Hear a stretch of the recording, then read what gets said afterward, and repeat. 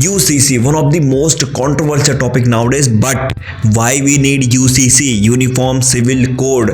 अब क्या ये बीजेपी के लिए ब्रह्मास्त्र है या फिर महिलाओं के लिए एक अमृत है? क्योंकि बाइगेमी और polygamy is not allowed in UCC, मतलब एक से ज्यादा शादियां अलाउड नहीं है किसी भी धर्म के लिए। और लिटरली गाइस, मैं पर्सनली ये मानता हूँ UCC का सबसे बड़ा फायदा जिनको होने वाला है वो है हमारी महिलाओं को। जी हाँ, क्योंकि अभी भी उनको काफी कम अधिकार दिए गए हैं। और the question is why Muslims are protesting against UCC, क्योंकि सबसे बड़ा फायदा तो मुस्लिम की महिलाओं को ही होने वाला है, still they are protesting. Why? तो चलिए गाइस, इस वीडियो में हम बहुत सिंपल लैंग्वेज में समझते हैं कि इसके एडवांटेज क्या होंगे, डिसएडवांटेज क्या होंगे और इसकी हमें जरूरत क्या है और क्या ये बीजेपी का ब्रह्मास्त्र है या नहीं। अब आखिर ये यूनिफॉर्म सिविल कोड है क्या? तो मैं आपको बता दूं, इसका मतलब होता है एक समान कानून।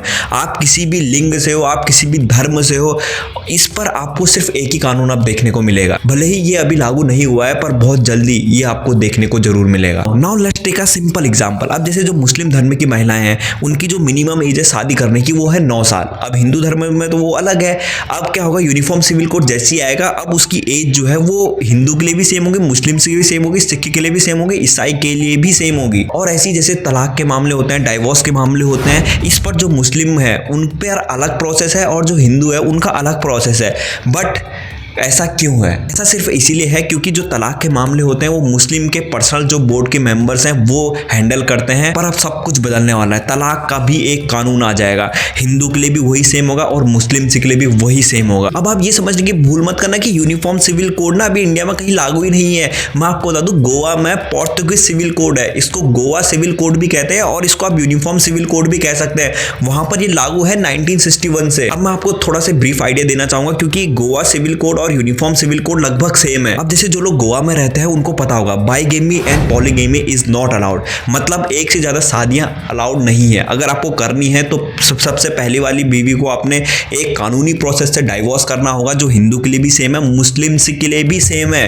पर बहुत सारे लोग गोवा के जो मुस्लिम्स हैं ना उनकी बहुत तारीफ करते हैं, क्योंकि they are not protesting, they are not against Goa civil code. And now the most interesting thing about the Goa civil code, जैसे पति पत्नी है, वो अगर जायदाद का बंटवारा भी होगा ना, पत्नी को भी उतना ही मिलेगा, पति को भी उतना ही मिलेगा, कोई भेदभाव नहीं भाई, सब बराबर है। और इतना ही नहीं, पति और पत्नी के जितनी भी इनकम है ना वो जोड़कर इनकम टैक्स भी भरा जाएगा। ऐसा नहीं कि पति लगा पड़ा इनकम टैक्स भरने में, नहीं। और कभी किसी के बीच तलाक भी होता है ना, मुस्लिम से हो चाहे फिर हिंदू में हो, तो पत्नी को भी उतना ही हक मिलता है जितना पति को मिला है। एंड अनदर थिंग इज, जैसे कभी जायदाद का बंटवारा होता है तो बेटे को कितना मिलेगा, बेटी को कितना मिलेगा ना, इस पर हमेशा डिबेट चली रहती है।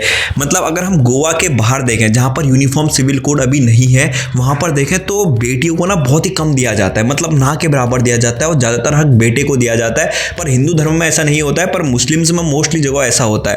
पर अगर आप गोवा को देखेंगे तो मुस्लिम्स में भी वहां अगर कोई जायदाद का बंटवारा होगा ना तो बेटे को भी उतना ही मिलेगा, बेटी को भी उतना ही मिलेगा। अब आप ही बताइए, क्या यूनिफॉर्म सिविल कोड सही नहीं है? क्या बेटियों को हक नहीं मिलना चाहिए? And really guys, I am pretty sure कि ये जो यूनिफॉर्म सिविल कोड है ये बीजेपी का एक ब्रह्मास्त्र साबित होने वाला है। अगर बीजेपी इसे चुनाव से पहले लागू कर देती है ना, बीजेपी को जीतने से कोई नहीं रोक पाएगा। अब मैं ऐसा क्यों कह रहा हूँ? So here is the reason.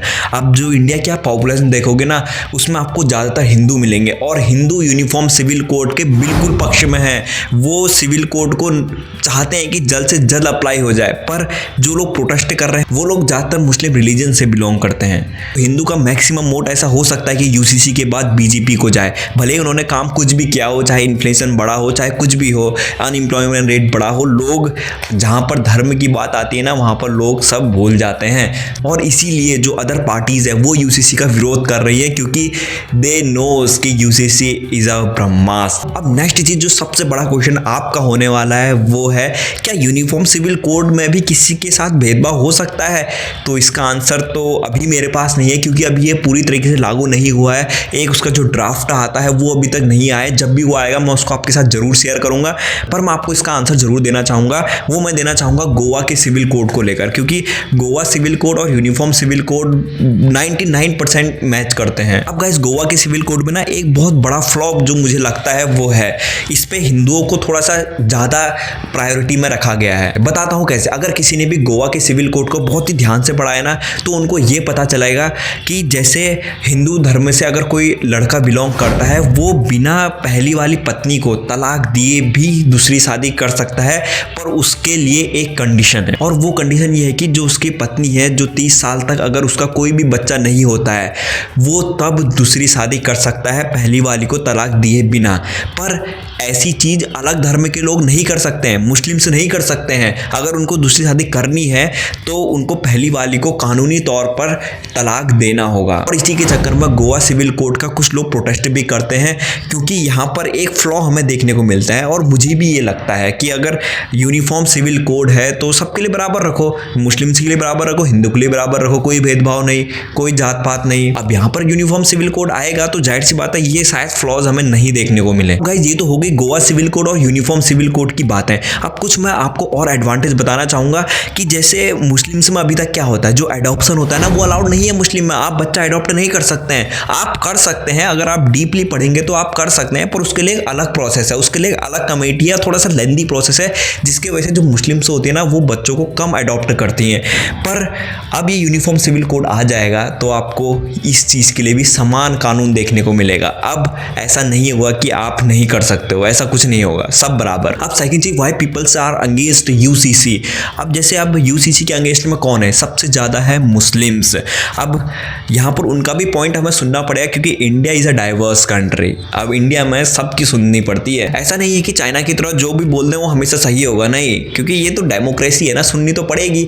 अब जो लोग प्रोटेस्ट कर रहे हैं उसमें से मुस्लिम जो बोर्ड के जो मेंबर है, जो मुस्लिम पर्सनल बोर्ड के जो मेंबर है, वो भी प्रोटेस्ट कर रहे हैं। अब जाहिर सी बात है, आप एक कोड बना दोगे तो उनकी ज़रूरत क्या रह गई? उनकी जॉब तो एक हिसाब से खतरे में आ गई। मुस्लिम पर्सनल बोर्ड के जो कमेटी मेंबर हैं तो वो लोग भी इसका प्रोटेस्ट कर रहे हैं। और second the most controversial thing वो है रिलीजन। जी हाँ गाइस, जो रिलीजन, रीति रिवाज जो होते हैं, जो हमारे परंपरा से चले आ रहे हैं, उनको तो फर्क पड़ने ही वाला है। और इसी वजह से जो मुस्लिम्स हैं वो विरोध कर रहे हैं। अब जैसे तलाक का मामला हम ले लेते हैं, उनके तलाक लेने के तरीके अलग हैं, और वो जो तरीके अलग हैं वो उनके पास्ट से चले आ रहे हैं, वो उनकी एक परंपरा है।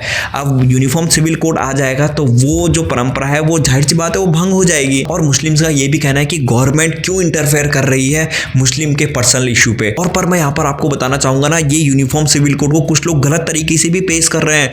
कोई कह रहा है हिंदू सिविल कोड, कोई अलग अलग तरीके से कह रहा है कि अब तो ये हिंदू राष्ट्र बन जाएगा। पर गाइज ऐसा बिल्कुल भी नहीं होगा, क्योंकि यूनिफॉर्म का मतलब होता है यूनिफॉर्मिटी, मतलब एक समान कानून। आपको जरूरत है तो सिर्फ एक जानकारी की। हाँ, मैं मानता हूँ कि रीति रिवाजों को थोड़ा सा फर्क तो पड़ने ही वाला है, पर change is the law of nature. क्योंकि जैसे जैसे दुनिया आगे बढ़ेगी, अगर हम पुरानी परंपराओं पे ही चलते रहे ना, तो जाहिर सी बात है वो हम ट्रेंड के साथ थोड़ा सा मिस कर जाएंगे। जो ट्रेंडिंग चल रहा है उसके साथ हम मिस कर जाएंगे, क्योंकि अभी सिचुएशन ऐसी नहीं है जितनी 100 साल पहले थी। अभी काफ़ी कुछ चेंज हो चुका है। और guys, my last question is, क्या आप यूनिफॉर्म सिविल कोड का सपोर्ट करोगे? और आपकी क्या राय है मुझे कमेंट बॉक्स में जरूर बताइएगा, क्योंकि मैं उन कमेंट्स को लेकर अगली वीडियो में उनको क्लैरिफाई करने की जरूर कोशिश करूंगा। तो मिलते हैं ऐसी कुछ इंटरेस्टिंग टॉपिक के साथ, तब तक के लिए थैंक यू सो मच।